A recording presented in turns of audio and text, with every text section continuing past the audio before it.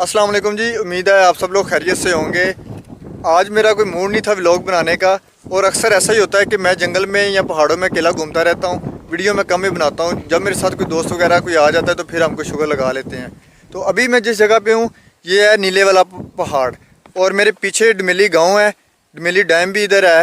ये जो थोड़ी सी धुंध छाई हुई है, अभी आपको चीज़ें वाज़ा नज़र नहीं आ सकेंगी। और वीडियो अभी मेरा बनाने का मकसद ये है कि मैं आपको बताऊँ कि ये जो एरिया था कभी ये मफरूरों का गढ़ था।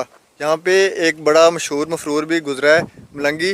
कुछ साल पहले यहाँ पे फिर ऑपरेशन हुआ था, बहुत बड़ा ऑपरेशन हुआ था, तो फिर वो मारा गया। तो अभी ये पूरा अमन इलाका है।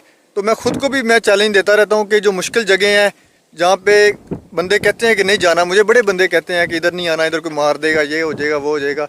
तो मैं ख़ुद को भी थोड़ा सा चैलेंज दे के तो ऐसी जगहों पे आ जाता हूँ, ख़ुद को मजबूत करने के लिए भी। हालांकि मैं कोई इतना बड़ा बंदा नहीं हूँ, मैं माड़ा बंदा हूँ।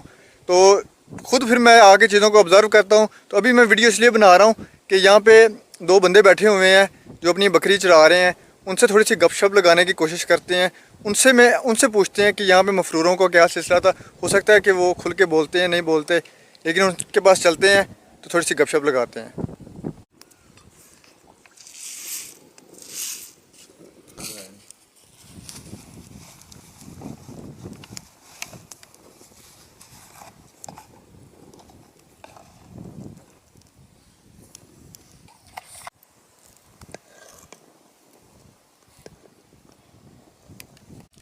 अच्छा जी, अभी आज की जो चाय है ना वो मयूद्दीन भाई के साथ और चाचा यूनुस के साथ हम पी रहे हैं। ये बकरवाल है, यहाँ पे अपनी जो बकरियाँ हैं वो चरा रहे हैं। और ये मैं आपको बता दूं कि ये जो आप चाचा को देख रहे हैं ये आखिरी नस्ल है बकरवालों की, जो कि हिजरत करते हैं सर्दियों में। वहाँ से कश्मीर से इधर नीचे आते हैं हमारे इलाके में पठवार में, और अभी चौथे पाँचवें महीने में ये यहाँ से हिजरत करके वापस कश्मीर में जाएंगे। यानी कि साल में 2 दफ़ा ये एक महीना सफ़र में रहते हैं, और हज़ारों बकरियों के साथ, अपने जो रेवड़ के साथ, पूरी फैमिली के साथ, पूरा कबीला होता है जो सफ़र करता है। तो ये आखिरी नस्ल है जो इस कल्चर को ज़िंदा रखे हुए है, जो अभी भी 2 महीने बाद वापस जाएंगे।